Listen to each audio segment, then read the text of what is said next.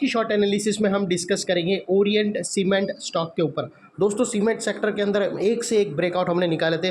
दोस्तों मैंने India cement के ऊपर आपको एनालिसिस दिया था, स्टॉक ज़बरदस्त भागा। अल्ट्राटेक के ऊपर आपको दिया था, स्टॉक ज़बरदस्त भागा है अपसाइड में। फिर दोस्तों मैंने आप लोगों को सौराष्ट्र सीमेंट दिया और श्री सीमेंट भी दिया है और ये अभी कंसोलिडेशन कर रहे हैं। और दोस्तों अभी यहाँ पर एक ओरिएंट सीमेंट है, उसके अंदर भी ज़बरदस्त ब्रेकआउट आया है। दोस्तों अगर आप देखो तो ये stock beginning of this year January 2024 से करेक्शन के अंदर चल रहा है।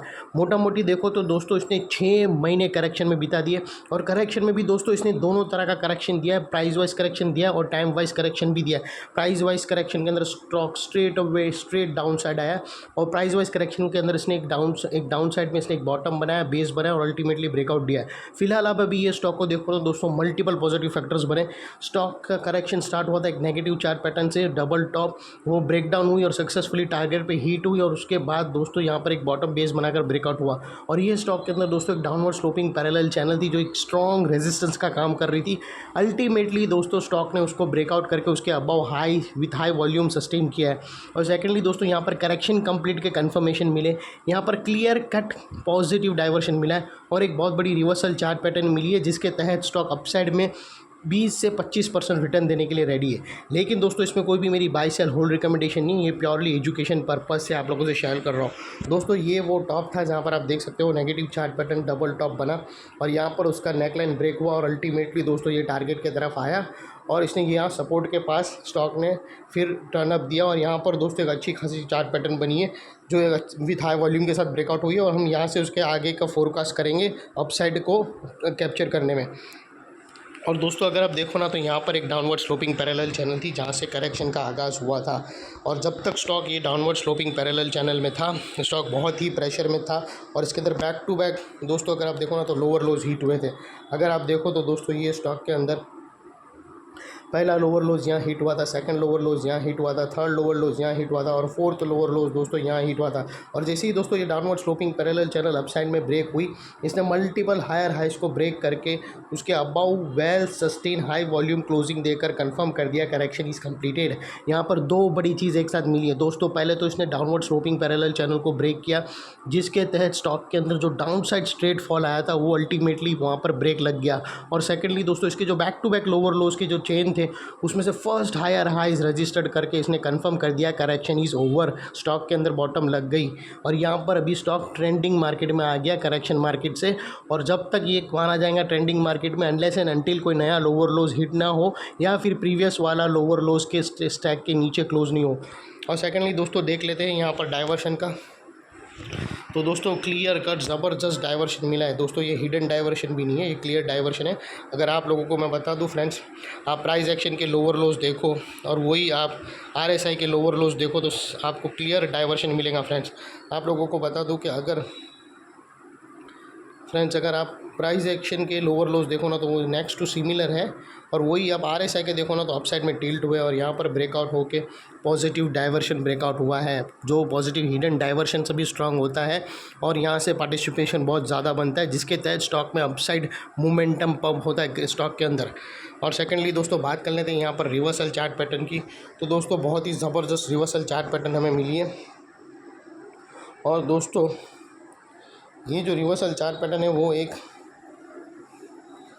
राउंडिंग बॉटम है और दोस्तों वो रिवर्सल चार्ट पैटर्न के ब्रेकआउट के बाद इमीडिएटली वहाँ पर एक स्ट्रॉन्ग रेजिस्टेंस बैठा था, उसको भी तुम चार्ट पैटर्न के अंदर ही कैलकुलेट करो फ्रेंड्स, क्योंकि ये रेजिस्टेंस को निकालना स्टॉक के लिए बहुत ही टफ था लेकिन अल्टीमेटली स्टॉक ने निकाला और वही रेजिस्टेंस को ब्रेक करने के बाद उसने वही रेजिस्टेंस सपोर्ट का भी काम किया स्टॉक के लिए। तो दोस्तों अल्टीमेट अगर आप देखो ना तो हमें 2 क्लोजिंग चाहिए रहती थी 256।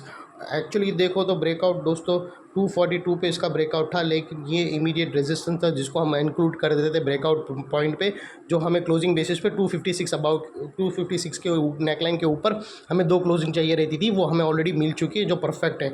और दोस्तों ये जो इनसाइड रेंज है कोई छोटी मोटी रेंज नहीं है दोस्तों, ये 25 से 28% की रेंज है जिसके तहत स्टॉक में टारगेट अभी निकल के आता है 340 रुपीज़ का, जो तकरीबन 25 से 28% होता है स्टॉक का। और फ्रेंड्स ये टारगेट के बीच में स्टॉक कुछ रेजिस्टेंस फेस करेगा, वो अल्टीमेटली ये एरिया है दोस्तों,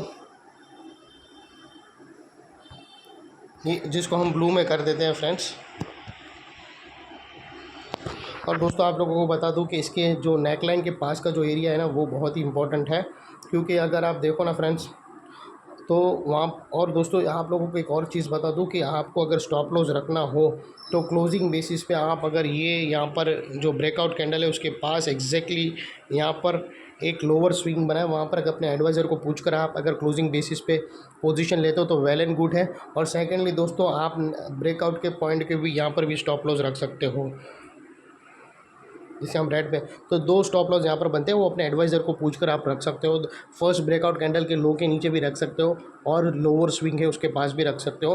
और वो लिहाज से अगर आप रिस्क टू रिवॉर्ड रेशियो देखो ना तो आपका रिस्क का एरिया फ्रेंड्स जितना ही रहेगा और रिवॉर्ड का एरिया इतना रहेगा। ये ऑलमोस्ट 1:2 या 1:1.75 के आसपास का रिस्क टू रिवॉर्ड रेशियो है, जो काफ़ी फेवरेबल है, ट्रेड के लायक है। और दोस्तों अगर आप लोगों को बता दूं तो यहाँ पर ये जो नेकलाइन के पास का एरिया है फ्रेंड्स, ये बहुत ही इंपॉर्टेंट एरिया है, क्योंकि यहाँ पर मल्टीपल फैक्टर्स एक साथ एक्शन में आए। अगर आप देखो तो दोस्तों यहाँ पर हमने downward sloping parallel channel upside में ब्रेकआउट होते हुए देखें, यहाँ पर लोअर लोज हायर हाइज में शिफ्ट होते हुए देखें, यहाँ पर क्लियर डाइवर्शन हमें RSI के थ्रू मिला और एक बहुत बड़ी रिवर्सल चार्ट पैटर्न मिली राउंडिंग बॉटम। तो दोस्तों ये इतने बड़े सपोर्ट एरिया के पास जो अभी तक एक रेजिस्टेंस था वो अल्टीमेटली एक सपोर्ट का काम करेंगे। और जैसे ही दोस्तों स्टॉक अपसाइड में जाकर अगर रेजिस्टेंस फेस करके वापस रिटेस्ट लेवल पे आया तो दोस्तों ये जो एरिया था जो अभी तक एक स्ट्रॉन्ग रेजिस्टेंस था वो आगे आके एक स्ट्रॉन्ग सपोर्ट का काम करेगा और वो अपनी लॉयल्टी निभाने के लिए स्टॉक को फिर अपसाइड में धकेलेगा। और इतने बड़े स्ट्रॉन्ग सपोर्ट एरिया के नीचे हमारा स्टॉप लॉस है जो आसानी से हिट नहीं होगा, लेकिन बाय एनी चांस अगर क्लोजिंग बेसिस पे हिट हो जाता है तो दोस्तों नो इफ़ नो बट सीधा स्टॉप लॉस देकर ट्रेड को फिनिश कर देना चाहिए था। दोस्तों ये थी हमारी ट्रेडमार्क स्ट्रेटेजी जो मैंने आप लोगों को सिंपल भाषा में बता दी। अगर एनालिसिस अच्छी लगे तो प्लीज़ मेरी चैनल को लाइक शेयर सब्सक्राइब करना और अपने फैमिली फ्रेंड्स में रिलेटिव्स को ज़रूर शेयर करते रहना। Thank you.